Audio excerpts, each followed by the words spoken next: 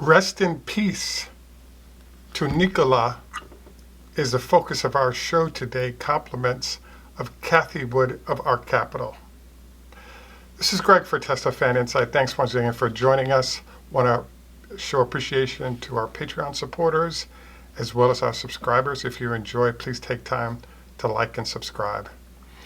So we have a kind of a weekly or bi-weekly show focused on Nikola, and we kind of have 5 reasons during this show where we kind of feel that Nikola's future is really in question. Before we get to Kathy Wood's analysis of the whole thing, we wanted to review sort of a couple of other issues that have popped up for the company before we sort of dive into sort of our primary showstopper.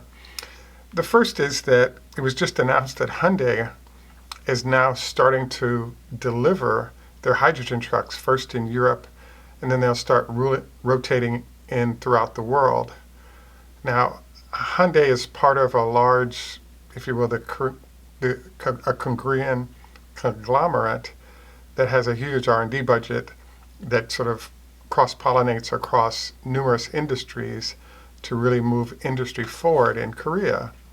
And so, you know, obviously they're an auto manufacturer and have a lot of success in that regard. So we wanted to bring up the fact that Trevor, the CEO of Nikola, when asked about the potential of there being an issue with Hyundai, he admitted that they were very, very smart people and that they indeed were, you know, valid, legitimate competitors. The challenge that pops up, though, is that after saying so, he really didn't answer the question of how does Nikola deal with that competition. Now, in the case of Hyundai, they're starting their process of sort of global exposure to their hydrogen vehicles in Europe, and part of the reason is because there are certain applications, i.e. ports, where the high cost and other issues related to the type of fuel used are not a hindrance to the viability of that business. So, for example, the Port of Los Angeles is currently using hydrogen vehicles produced by Toyota, and so the chances of Hyundai getting a contract from Port of Long Beach or Los Angeles was slim to none, given that they've already got a solution there, and the differentiation of the Hyundai product wasn't great enough for them to make a transition from the relationship they currently have with Toyota. So what this brings up is the fact that now, instead of it just being a clear landscape for Nikola to enter, they now face not only Toyota and Hyundai, but several of the largest corporations in the world. And they also have competitors for that work that may have pre-existing relationships with these large organizations in the form of large numbers of vehicles that have already been placed. So the first reason we think Nikola has a very slim chance of making it is simply that they're entering a business with some of the largest competitors in the world who have huge R&D budgets, and they actually have both prototypes and then, in the case of Hyundai, real delivered vehicles that are now going into customer hands. This brings up the second issue that pops up, which is, according to everything we've read, between electric vehicles and hydrogen-based vehicles, the Port of Los Angeles is paying huge fees. In the case of the Daimler trucks, they're paying about $450,000 per vehicle, and I believe there are supposed to be like 10 of them as they build out the agreement they have currently. Now, $450,000 is a big number.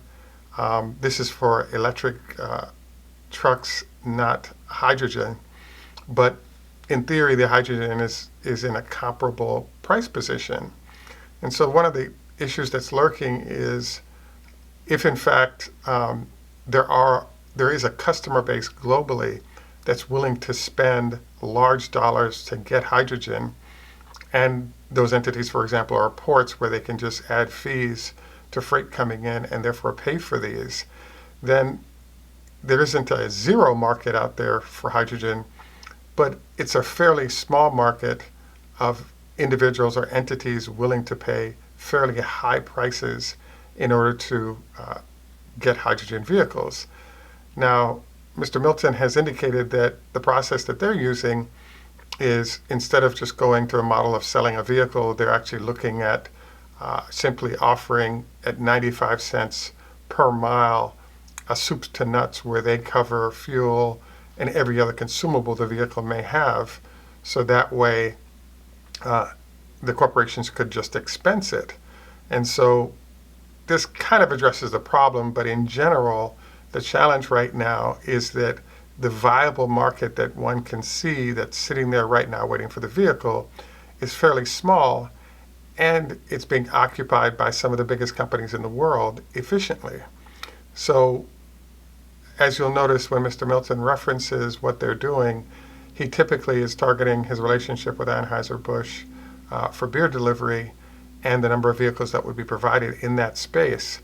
But the challenge is going to be, can he expand the footprint of how much hydrogen is used, and therefore increase the number of trucks?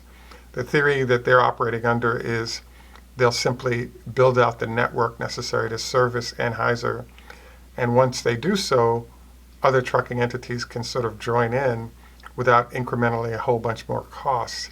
And so therefore there's efficiency that's built into that.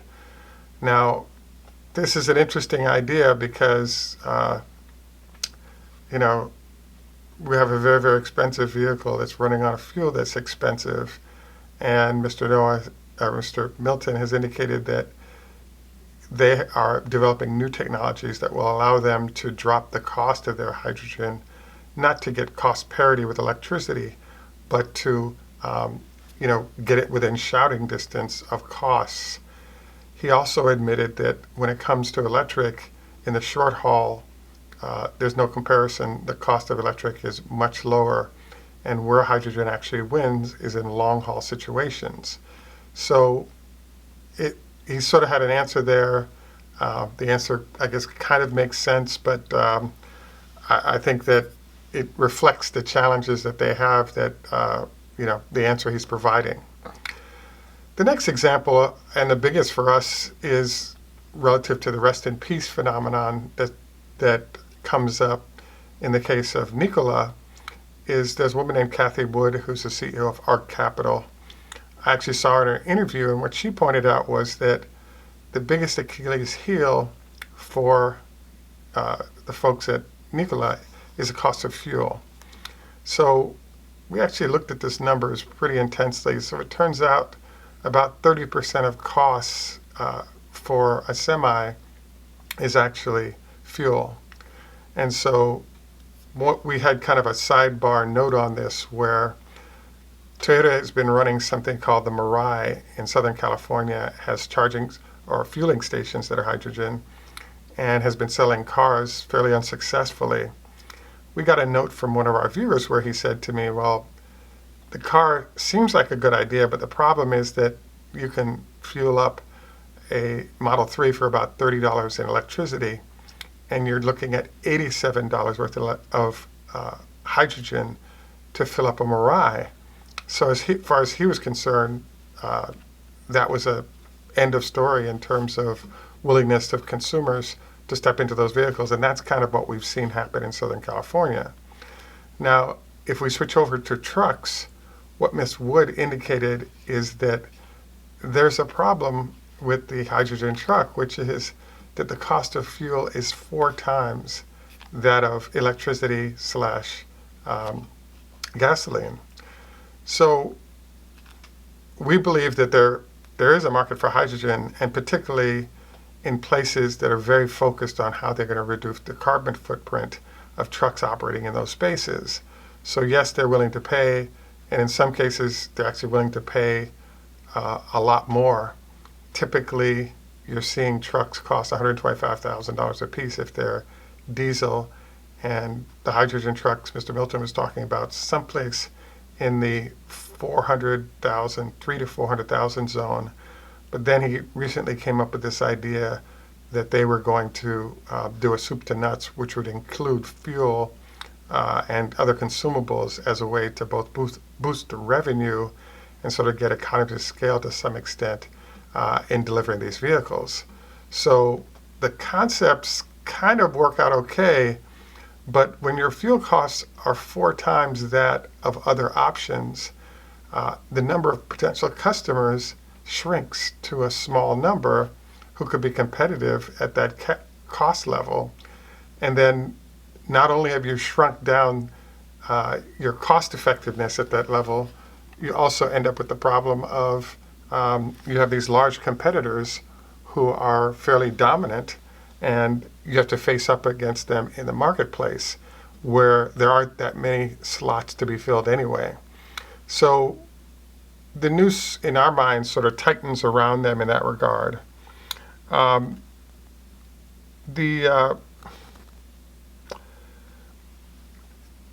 So one of the last things that we couldn't figure out here is that DaimlerBenz Mercedes controls 40% of the industry globally in terms of trucking. So I actually believe that the tractors that are hauling the Bud beer currently reflect the Freightliner or DaimlerBenz subsidiary numbers that we were talking about. So this is another example of where there's already a pre-existing relationship. Daimler is working on prototypes, and they'll be offering them to Anheuser. And so it turns out that the electric version of the Nikola vehicle really hasn't been seen in action yet. Supposedly the hydrogen vehicle was the one that delivered the beer that we saw. And so it's a good-looking prototype that wasn't moving previously, and then now there isn't anything going yet, but by now he had promised that we'd actually see working prototypes that are working with customers so that they can see what they're going to get in the future. You know, the final of our 5 analysis is the same one that we've kind of presented a couple of times, which is Bosch is one of the entities that is working to help Nikola get to market. And Robert Bosch has been working with Mercedes for 100 years and with a whole bunch of other manufacturers who they have long-standing large relationships with. So it's very hard to imagine that Robert Bosch wouldn't offer technology to them that they're offering to Nikola. So you have this problem where Nikola is doing off-the-shelf components from partners who are sort of contributing their own R&D so that Nikola doesn't have to do R&D. And so we end up with this interesting circumstance where, you know, the sort of the fifth and final is, how does Nikola differentiate itself as a company relative to large competitors, other than the fact that they have no manufacturing experience, they kind of have little if any R&D, they don't have a place to really produce, their production is being done on a contract basis by another company. So there's a whole bunch of questions that are kind of raised here that we believe suggest that the build of the company is kind of a good idea. They're doing a great job. Recently heard that they got an upgrade. All this is great news. The challenge, though, is that they just have no experience in a space where experience is everything, because incremental costs are, you know, sort of dominate the industry. And then they're also facing up against some of the biggest and best corporations in the world that are years ahead when it comes to R&D and implementation of everything associated with the field. So the conclusion then I want to share is that after Ms. Wood revealed the four times the cost elements associated with hydrogen, I can really see now why Elon Musk said, instead of using the electricity to make hydrogen with it, that you would then fuel a truck, why not just use the electricity to put in the truck and just do delivery at the electricity phase? Because there's no way that they're going to get cost parity between an electric and this hydrogen vehicle. So we'll